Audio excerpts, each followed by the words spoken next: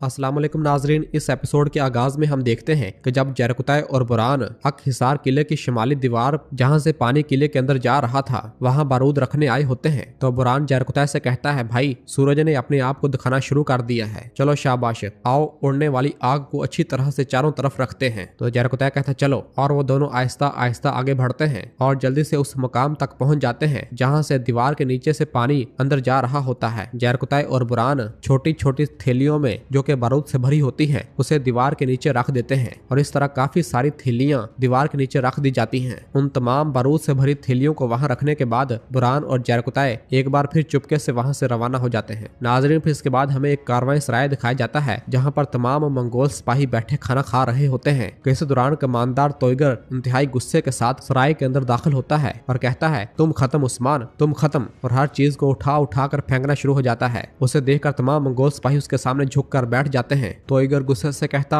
तुमने अपनी मौत के हुक्मनामे पे अपने हाथों से दस्तखत किया है, तुमने न सिर्फ मुझ पर बल्कि मंगोल रियासत के खिलाफ भी ऐलान जंग किया है। और फिर इसके बाद वो एक पैगाम निकालता है और अपने सिपाही से मोहर लेता है और वो मोहर उस पैगाम के ऊपर लगा देता है और फिर उसे अपने सिपाही को देते हुए कहता है, ये लो, इसे कमांडर ओलुगान के पास ले जाओ, जब उसे खत मिलेगा तो वो अपनी तमाम फौजों के साथ यहाँ आएगा। यह सुनकर उसका सिपाही वहां से रवाना हो जाता है और फिर तोयगर कहता, नौकरो अपनी तलवारें खींचो। तो तमाम मंगोल सिपाही अपनी अपनी तलवारें म्यानों से बाहर निकाल लेते हैं। तोयगर कहता, खून के लिए, मौत के लिए अपनी तलवारें खींचो। यह सुनते ही तमाम मंगोल सिपाही खून खून खून खून कहने लग जाते हैं और फिर तोयगर कहता है, आज रात हम खून बहाएंगे और इतना खून बहाया जाएगा कि हम खून के तालाब में तुलुए आफ्ताब का मुशाहिदा करेंगे। हम इन तमाम कबाइल को जलाकर राख कर देंगे जो हमें मिलेंगे। उस्मान अपने किए का बदला चुकाएगा। और ये कहकर वो तुर्क कबीले पर हमला करने के लिए रवाना हो जाता है।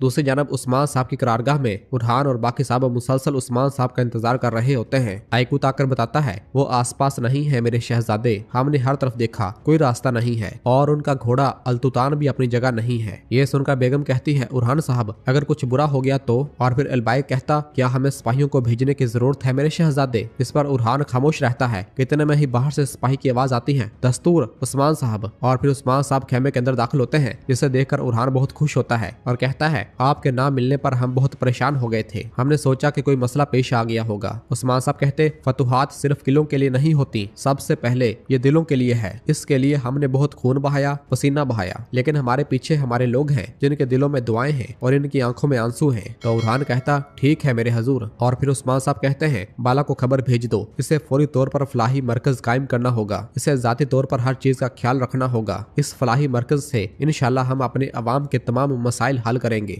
तो बुरहान कहता, जैसे आपका हुक्म मेरे हजूर। और फिर उस्मान साहब कहते हैं, वक्त आ गया है कि हम अक हिसार के लिए हतमी इकदाम करें, जिसे हम काफी अरसे से घेरे हुए हैं।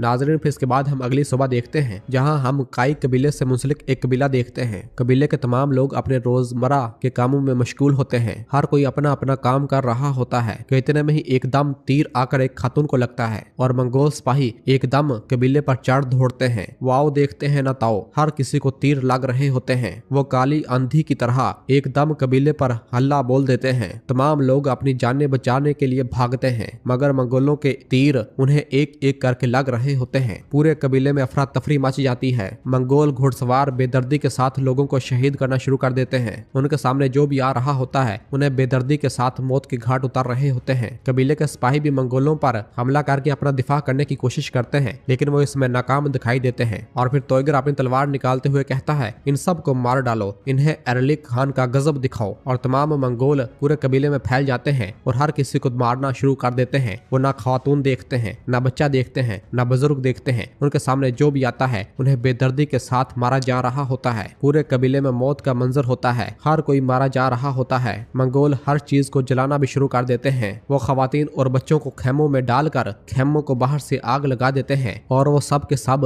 अंदर ही जलना शुरू हो जाते हैं। पूरा कबीला कियामत का मंजर पेश कर रहा होता है। तोयगर भी बेदर्दी के साथ लोगों को शहीद कर रहा होता है। लोग आग में जल रहे होते हैं। और फिर तोयगर कहता है, जब कुत्ते का वक्त आता है तो वो अपने मालिक को ढूंढता करता है और तुम भी अपने मालिक उस्मान को बुलाओ, तुम्हारे खून के साथ हिसाब किया जाएगा। और इस तरह तोयगर और उसके जंगली वहशी पूरे कबीले को जला डालते हैं। जबकि दूसरी जानब हम देखते हैं कि उस्मान साहब और उनकी फौज जंगल में एक जगह पर खड़ी होती है। उस्मान साहब बुरहान और जरकुतै से पूछते, क्या आपको कुछ गलत या अजीब महसूस हुआ जब आपने उड़ते हुए शोलों को दीवारों की बुनियादों में रखा? तो बुरहान कहता, नहीं मेरे हुजूर नहीं, इन कुत्तों ने भी नहीं देखा। और फिर जरकुतै कहता है, वो इन दीवारों पर भरोसा करते हैं जिनके पीछे वो छुप जाते हैं मेरे हुजूर, लगता है वो गफलत की गहरी नींद में है। तो उस्मान साहब कहते हैं, जो इन्हें इनकी गफलत की नींद से जगाएगा वो कोई सर्द हवा नहीं होगी। और फिर उस्मान साहब सरोजा से कहते हैं, सरोजा जब शगाफ खुलेगा आप फौज के साथ दाखिल होंगे। सरोजा कहता, जो हुक्म मेरे हुजूर। और फिर उस्मान साहब कहते हैं, चलो शेरो तैयार हो जाओ। और सब किले की जानब अपने घोड़े भगाते हैं, जबकि सरोजा और उनकी फौज पीछे ही खड़ी रहती है। और अंदर किले में कमांडर लुकास हरस्तियों से पूछता है, ताजा तरीन सूरत हाल क्या है हरस्तियों? तो हरस्तियों बताता है, मंजीकी हमले सुबह तक जारी रहे कमांडर, लेकिन सिर्फ रात के वक्त और अभी दाएं तरफ से हमले रुक गए हैं। ये सुनकर लुकास हैरानगी से कहता, रात के दौरान और अभी है? और फिर इस दौरान एक सिपाही भागता हुआ आता है और कहता है, कमांडर तुर्क दाएं तरफ से आ रहे हैं। ये सुनकर लुकास दीवारों की जानब भागता है और ऊपर चढ़कर बलाई दीवार पर आकर बाहर देखता है, जहां उस्मान साहब और कुछ सिपाही किले की दीवारों की जानब आ रहे होते हैं। उन्हें देखकर लुकास पूछता, क्या दीवारों को कोई नुकसान पहुंचा है? तो हरस्तियों कहता, वो यहाँ क्यों आए हैं? दीवारें मजबूत हैं जनाब, हमने अभी देखा है। और फिर लुकास कहता है, तो उस्मान अपनी मौत के करीब आ रहा है हरस्तियों? और फिर उस्मान साहब जैसे ही दीवार के पास आते हैं तो लुकास को पुकार कर कहते हैं, लुकास देखते हैं कि क्या ये दीवारें तुम्हें मुझसे बचा सकती हैं? लुकास हरस्तियों से कहता, ये मेरी हदूद में है, तीर अंदाजो। तो तमाम तीर अंदाज अपने तीर कमानों से खींच लेते हैं। तो उस्मान साहब भी अपने तीर के आगे आग लगाकर अपने कमान के जरिए तीर को खींचते हैं और दूसरी जानब अपने घोड़े भगाते हैं। जब लुकास उस जानब देखता है तो समझ जाता है और कहता है, जाल, ये एक जाल है, फौरन दीवारों से उतर जाओ, ये एक जाल है। और सब दीवारों से नीचे भागते हैं। और फिर उस्मान साहब आग लगा तीर उस जानब मारते हैं जहां दीवार के नीचे बारूद रखा गया था। तीर लगने से ही वो बारूद एकदम जोर कर फट जाता है। बारूद का बड़ा धमाका होने की वजह से दीवार में एक बड़ा छेद हो जाता है और उस्मान साहब और कई सिपाही अपने घोड़ों पर सवार हुए उस दीवार के अंदर से अंदर गुजर आते हैं और किले के अंदर दाखिल हो जाते हैं। और सब अल्लाहु अकबर पुकारते हुए किले के अंदर आ जाते हैं। ये सब देखकर लुकास अपने सिपाहियों को चीखते हुए कहता है, मुकद्दस रोमी सल्तनत के हकीकी मालकान जो तुम्हारा है, इसकी हिफाजत के लिए, तुर्कों को रोकने के लिए तुम अपने खून के आखिरी कतरे तक लड़ोगे। और फिर कहता, आओ उस्मान आओ, अपनी मौत के पास आओ। कि अगले ही लम्हे उस्मान साहब और तमाम कई सिपाही एक जानब से बाहर सहन में आ जाते हैं, जिन्हें देखकर लुकास कहता, हमला। और इस तरह उस्मान साहब और किले के सिपाही एक दूसरे पर हल्ला बोल देते हैं और उनके दरमियान लड़ाई शुरू हो जाती है। तमाम कई सिपाही बहादुरी के साथ बाजंतीनियों का मुकाबला करते हैं और सबको एक एक करके मौत के घाट उतारना शुरू कर देते हैं। उस्मान साहब भी कई बाजंतीनियों को एक साथ जहन्नम वासिल कर देते हैं, जबकि लुकास भी अपना भरपूर दफा कर रहा होता है। बुरहान और जरकुतै भी अपने सामने आने वाले हर एक बाजंतीनी को मौत के घाट उतार रहे होते हैं, जबकि हरस्तियों भी कुछ कई सिपाहियों को शहीद कर रहा होता है। और इस तरह ये लड़ाई काफी देर जारी रहती है। और फिर इसके बाद थोड़ी ही देर के बाद हम देखते हैं कि सरोजा भी अपनी बाकी फौज को लेकर किले के अंदर दाखिल हो जाता है और सहन में पहुंचते साथ ही कहता, हम आ गए हुजूर। और सब बाजंतीनियों पर हमलावर हो जाते हैं और उन्हें जहन्नम वासिल करना शुरू कर देते हैं। इतनी बड़ी तादाद को किले के अंदर देखकर लुकास के रंग उड़ जाते हैं और वो कहता है, लानत हो, तुम कहाँ हो सोफिया, तुम कहाँ रह गई? जबकि दूसरी जानब हम देखते हैं कि सोफिया अपने सिपाहियों के हमरा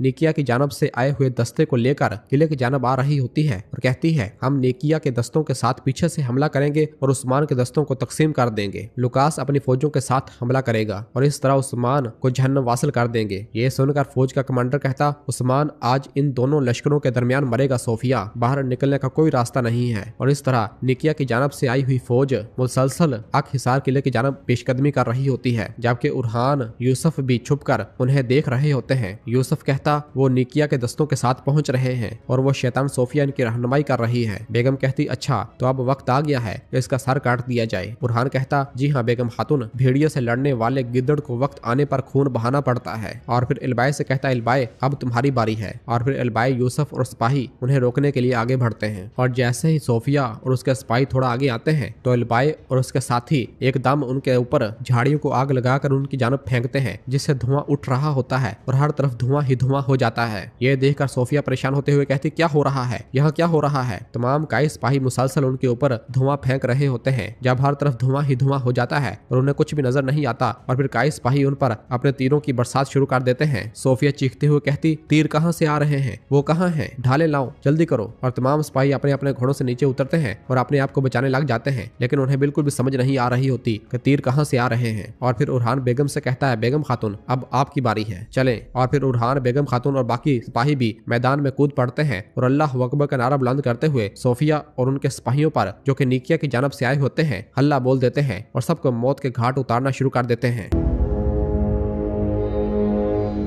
और नाजरीन, इसी जगह पर एपिसोड खत्म करते हैं। मिलते हैं बहुत जल्द अगली एपिसोड के साथ। वीडियो को लाइक कर दें और जिन दोस्तों ने अभी तक चैनल सब्सक्राइब नहीं किया वो जल्दी से चैनल सब्सक्राइब कर दे और बेल आइकन यानी घंटी वाले निशान को भी प्रेस कर दे ताकि आने वाले एपिसोड्स आपको आसानी मिल सके। दुआओं में याद रखें। अल्लाह हाफिज।